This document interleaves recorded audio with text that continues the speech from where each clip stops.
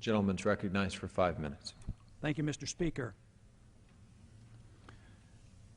I rise this evening to announce that I introduced some legislation today dealing with the calamity that we have found at our airports with TSA. Something has to be done. Everybody's fed up. The people are fed up. The pilots are fed up. I'm fed up.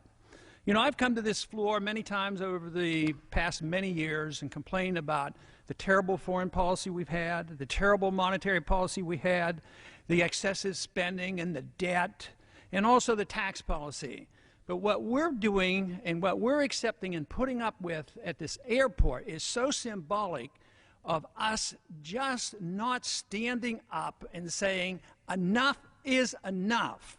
I know the American people are starting to wake up, but our government, those in charge, Congress as well as the executive branch, are doing nothing. Yes, they're talking about maybe backing off and allowing the pilots go through. But can you think how silly the whole thing is?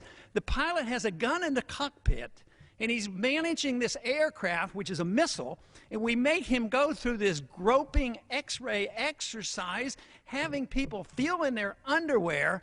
It's absurd, and it's time we wake up. The bill I've introduced will take care of this. But we have to realize that the real problem is that the American people have been too submissive. We have been too submissive. It's been going on for a long time, and this was to be expected even from the beginning of the TSA, and it's deeply flawed. Private property should be protected by private individuals, not bureaucrats. But the bill that I've introduced will take care of it. It's very simple. It's one paragraph long. It removes the immunity from anybody in the federal government that does anything that you or I can't do. If you can't grope another person, and if you can't X-ray people and endanger them with possible X-ray, you can't take nude photographs of individuals, why do we allow the government to do it? We would go to jail if an individual, he'd be immediately arrested if an individual citizen went up and did these things, and yet we just sit there and calmly say, oh, they're making us safe. And besides, the argument from the executive branch is that when you buy a ticket, you have sacrificed your rights, and it's the duty of the government to make us safe. That isn't the case. You never have to sacrifice your rights.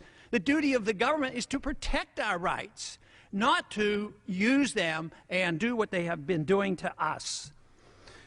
The pilots, hopefully, will be exempted from this. But another suggestion I have that might help us, let's make sure that every member of Congress goes through this. Get the X-ray, take a look, and make them look at the pictures, and then go through one of those groping pat-downs. And then I think there'd be a difference. Have everybody in the executive branch, anybody a cabinet member, make them go through it and look at it. Maybe they would pay more attention. But it doesn't work. This is not what makes us safer. This is preposterous to think that the TSA has made us safer. You know, when you think about it, if you look at what's happened over the past 10 years, during this last decade, we lost 3,000 on a terrible, terrible day for America. But since that time, in this last decade, we have also lost 6,000 of our military personnel going over there and trying to rectify this problem. We have lost 400,000 people on our government-run highways. We have lost 150,000 individuals from homicides. So I think there's reason to be concerned, reason to deal with this problem. We're not dealing with it the right way. We're doing the wrong thing. And groping people at the airport doesn't solve our problems. What has solved our problems basically has been that they put a good lock on the door and they put a gun inside the cockpit. That's been the greatest boon to our safety. Safety should be the responsibility of the individual and the private property owner.